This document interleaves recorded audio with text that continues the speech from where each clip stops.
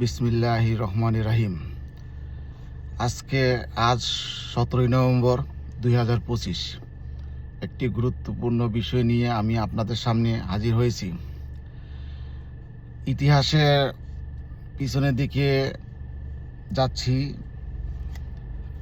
আপনারা জানেন, পাকিস্তানের তৎকালীন শাসক আইয়ুব খান 1968 সালে বঙ্গবন্ধু শেখ মুজিবকে আগরতলা একটা ষড়যন্ত্র মামলা দিয়েছিল। সেই ষড়যন্ত্র মামলা দেওয়ার পর বঙ্গবন্ধুকে ফাঁসির রায় দেওয়া হয়েছিল।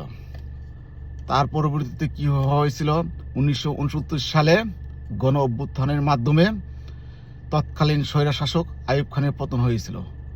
যেখানে বঙ্গবন্ধুর রায় হয়েছিল, তাকে ফাঁসি দিতে চেয়েছিল, ফাঁসি তো দিতে পারে নাই, উল্টা আইয়ুব খানের পতন হয়েছিল। তারপর 1971 সালে আমাদের মহান মুক্তিযুদ্ধে 25শে মার্চ রাত 12:01 অর্থাৎ 26শে মার্চ প্রথম প্রহরে জাতির পিতা বঙ্গবন্ধু শেখ মুজিব বাংলাদেশের স্বাধীনতা ঘোষণা করেছেন।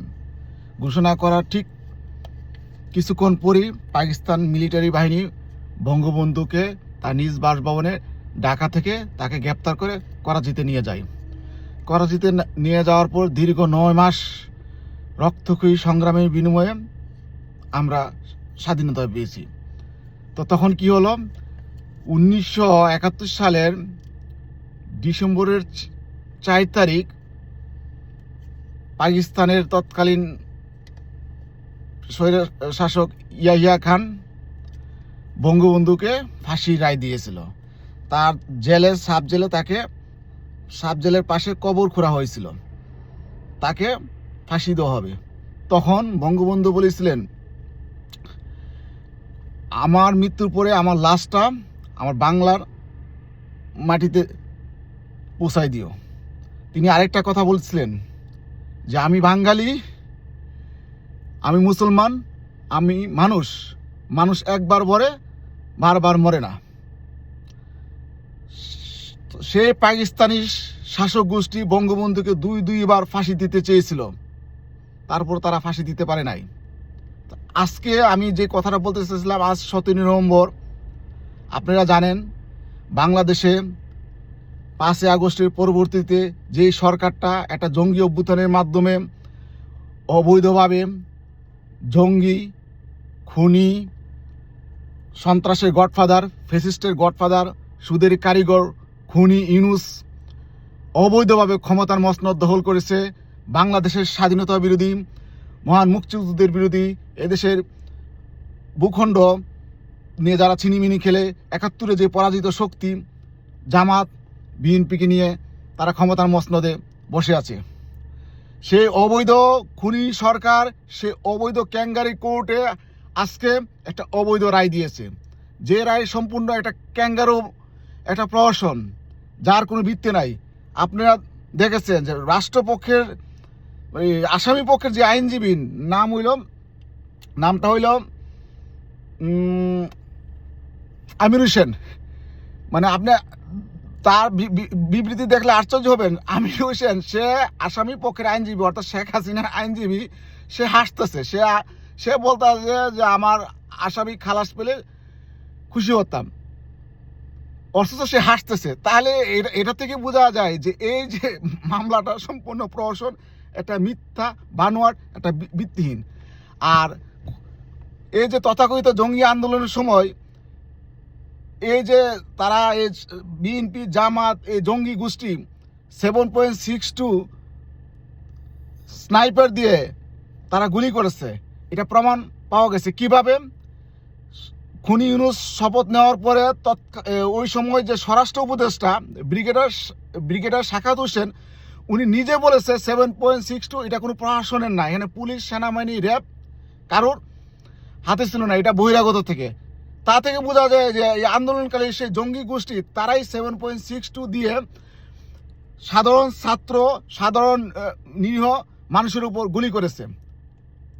কিভাবে সিরাজগঞ্জে পুলিশ হত্যা করছে আপনারা দেখেছেন, একটা অন্তঃসত্ত্বা একটা মহিলাকে তাদেরকে রেহাই দেয় নাই। মহিলা বলছে যে আমি প্রেগনেন্ট, আমাকে হেল্প করুন। সেই মহিলাকেও তারা রক্ষা করে নাই, হত্যা করছে। ৩,৫০০ পুলিশ তারা হত্যা করেছে এই তথাকথিত তথা কোটা আন্দোলনের নামে যে জঙ্গি আন্দোলনে ৩,৫০০ পুলিশ ভাইদেরকে হত্যা করেছে।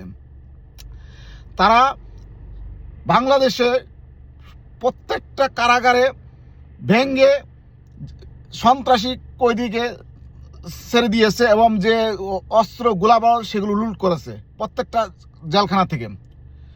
২১শে আগস্ট গ্রেনেড হামলার ফাঁসির কাস্টের আসামি লুৎফুজ্জামান বাবুরকে তারা ছেড়ে দিয়েছে, বড় বড় সন্ত্রাসী দাগিদেরকে ছেড়ে দিয়েছে।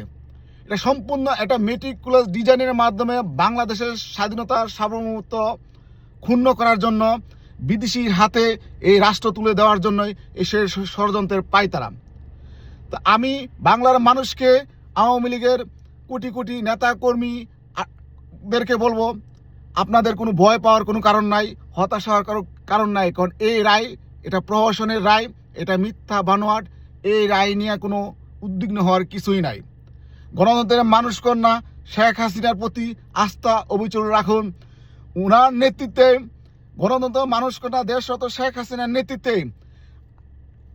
আওয়ামী লীগ ঘুরে দাঁড়াবে, বাংলাদেশের মানুষ ঘুরে দাঁড়াবে এবং বাংলাদেশে যে মৌলবাদী চক্র আজ চাষাবাদ হচ্ছে, জঙ্গিবাদের যে চাষাবাদ হচ্ছে, ধর্মের নামে যে ব্যবসা চলতেছে, জঙ্গিবাদের সে মূল উৎপাদন করা হবে, ডাক আসবে অচিরেই।